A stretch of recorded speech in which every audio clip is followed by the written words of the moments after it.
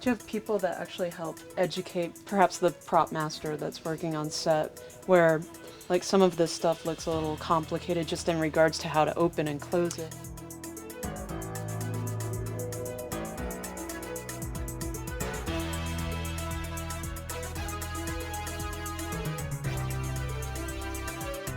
When we're doing a show, we will send our team a lot of times along with the props if they're hero props.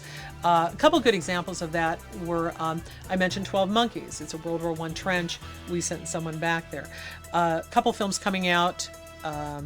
Everybody Loves Whales, based 1980s video equipment, very complicated equipment, the way that it goes together.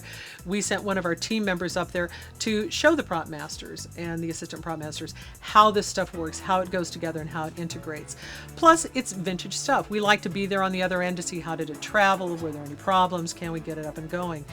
Abraham Lincoln Vampire Hunter, which is shooting right now in, I think, Louisiana, we're sending one of our team members down with all of our Civil War equipment to help them assemble it and to work with it on all the soldiers. Because your prop masters and your whole prop department, they have so much work to do.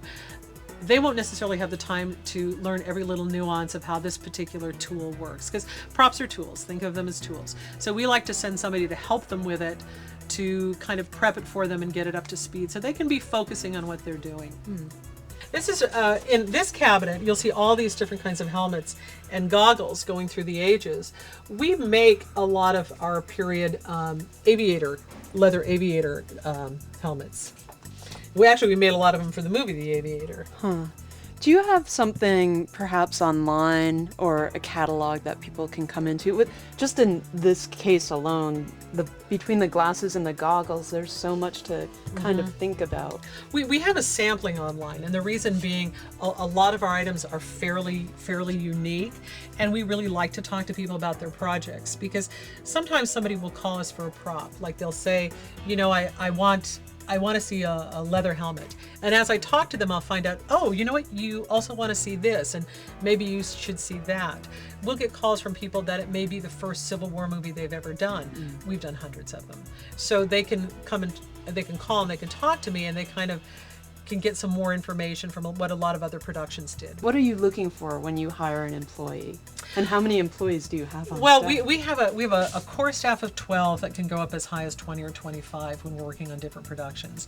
And each person here is a specialist in some area. We get people who come in we have a veteran, somebody who was in the military, who also did a lot of military reenactment.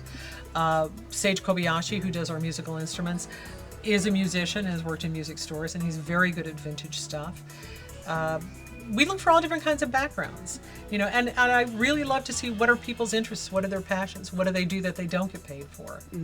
In regards to technology today and how weapons, for instance, are computerized and whatnot, do you have folks that are actually doing that sort of research to just kind of help you stay Well, we're abreast? going to tend to get the older shows. We're not going to do that much contemporary stuff. Right. Right now he's working on a show that has a lot of weapons in it that's a 1940s Navy film, and he's from the Navy.